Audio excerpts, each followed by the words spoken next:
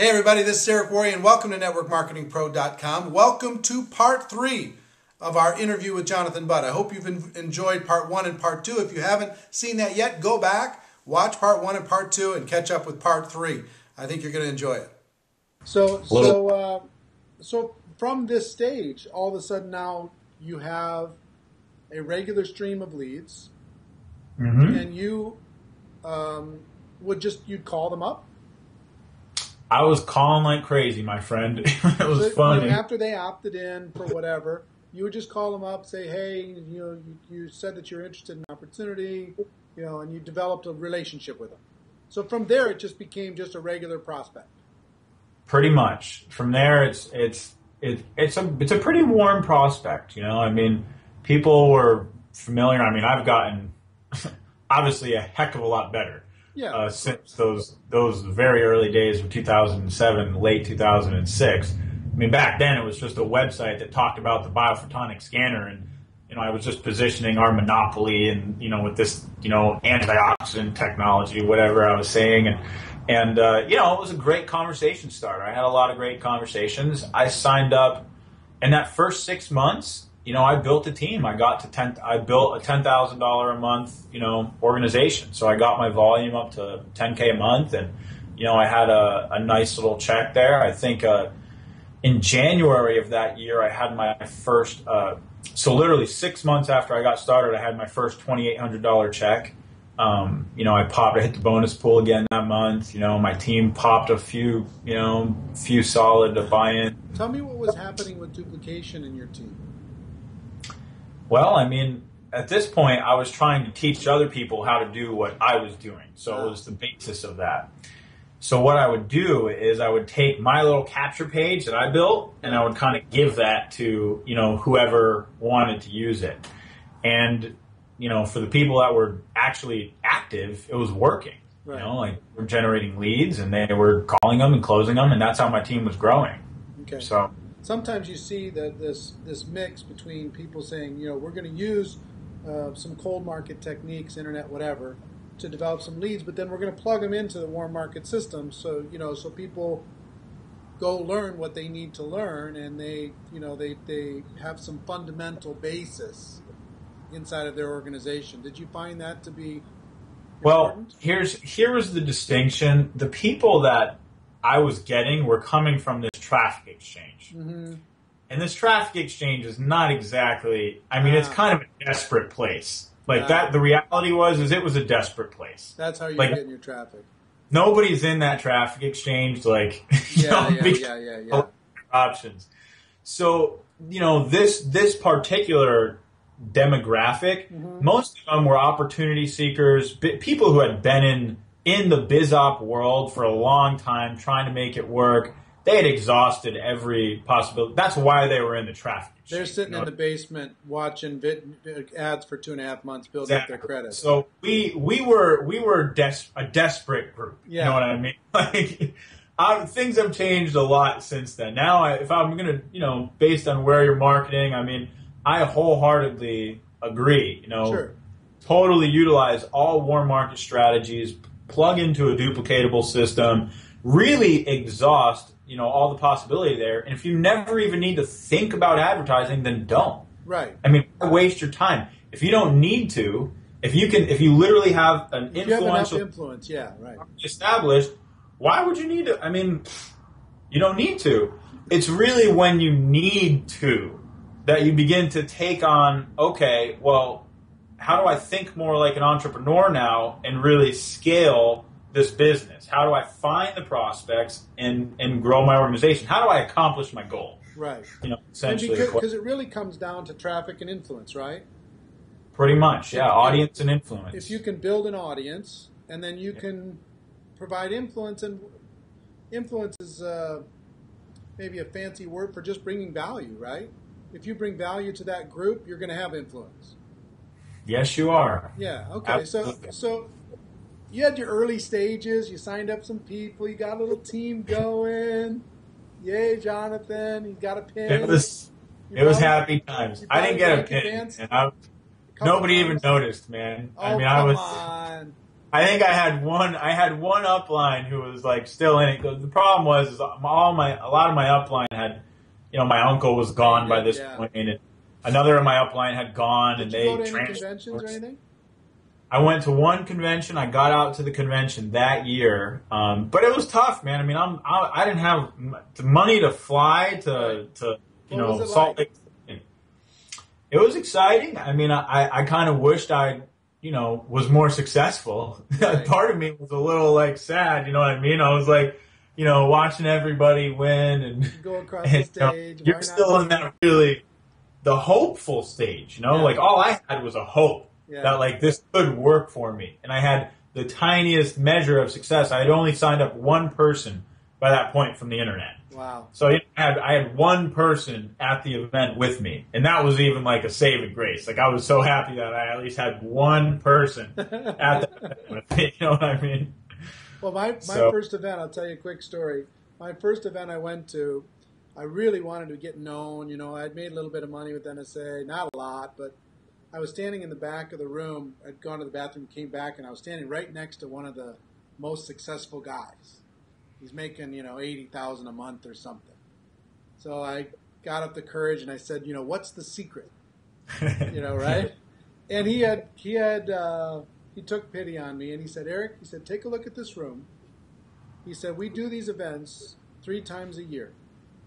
The next event, half of this room won't be here. They won't come back. The other half will be making twice the amount of everybody else. The people who come back to just one more event. And he said it doesn't stop there. The next 4 months after that, half of that group won't be there. And they'll be making 4 times the amount. So something clicked in my brain. And I said, okay, even if I'm broke, even if I don't know how to do this, if I just attend every one, I'll outlast everybody. Yeah. So if I can last longer than anybody, eventually I'll be up on the stage. He said, absolutely, you're absolutely right. And that's what I did. I literally simplified it in my brain, that simple. That said, I'm just going to be there. And I don't know how. Really? And I'm going to sleep in the bathtub. And I'm going to, get a loaf of bread and peanut butter. And I'll make it through the weekend. And that was, kind of those early stages. But I think fondly of those early hungry stages. Oh. You know what I mean? That when watching somebody walk across the stage and going, that needs to be me. Why not me? Why can't I get up there? I'm going to get to that next rank. You know what I mean? Feeling that burn. Like you said, you felt a little sad. You felt that little burn. The burn is good. The burn is good. So long as you got the ambition. Because some people burn out. But if you got the ambition, the burn is good. It'll light a fire. But all right, so let's go back to your evolution of building an audience and then providing influence to them. How did this evolve for you? You now have this little business.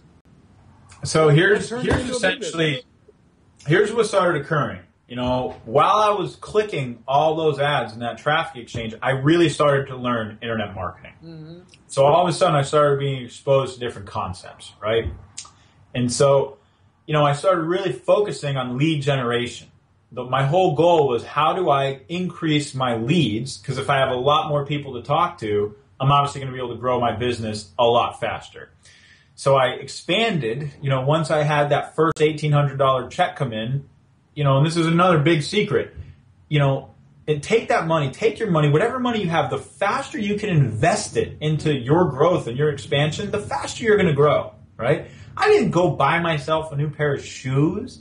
I didn't spend a dime of that money. I took it and put it into advertising.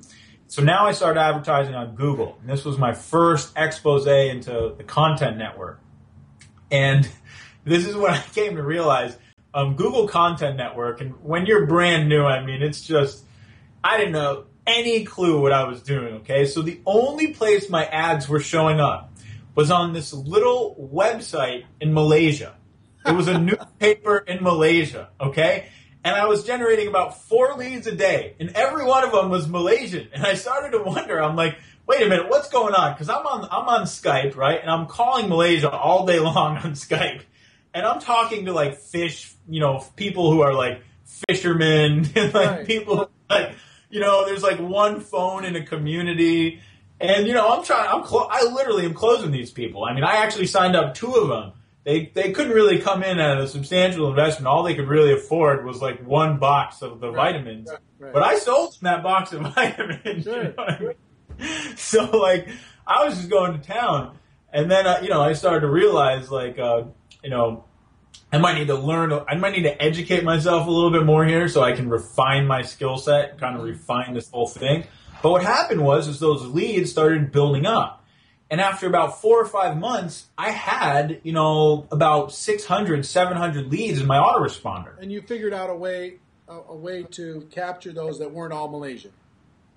Well, yeah. I mean, there were still the leads coming in from Traffic Swarm. Most of those were U.S. based, right? Or English speaking. Sure. I mean, most of those were U.S. based, English speaking. Then I started doing a little Google stuff. A lot of those were Malaysian, but a couple of them would come in from other places now and then. And then I started expanding. I found this forum. It's a free marketing forum on the internet called the Warrior Forum. And I swear, I learned so much in the Warrior Forum, and I started learning just other strategies for how to just actually... people sharing ideas on how they were doing it.